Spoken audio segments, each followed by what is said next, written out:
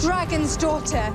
She plays Khaleesi on HBO's fantasy series Game of Thrones, a figure of strength.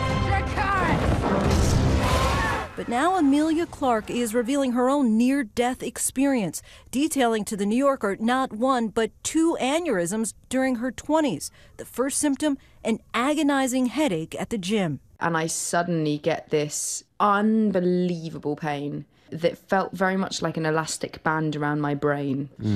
Excruciating. An artery had ruptured in her brain. While recovering from the first of two surgeries, the nurse asked her name, and she couldn't remember it. It was the scariest thing I've ever experienced in my life. It was in that moment I asked them to just let me die, literally.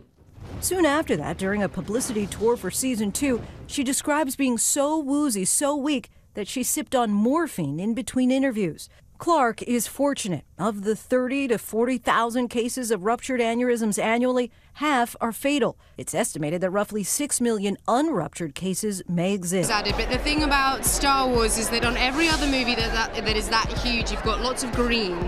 And in ours, we didn't. We had light speed. We had like a incredible. When we were in the Falcon, we had like a huge surround screen, and it felt like we were actually immersed going into light speed. Oh, it that's was cool. Insane. Yeah. Amazing. Now, I want to talk about Game of Thrones for a second. Yes. And for fans who are watching around the world, I know you can't tell me anything about it, but what do you think their reaction will be to the final episode? Shock. Shock. Oh. Yeah. Reasons why I'm not on Tinder. Those are all good reasons. So I want to talk about Game of Thrones real quick. Obviously, going to shoot final season. Yeah. Really exciting, but also a little sad. Hugely. How was it? Of course, the last we saw you, you and Kit Harington getting it on. We found out you were his aunt. I know. How was that for you guys?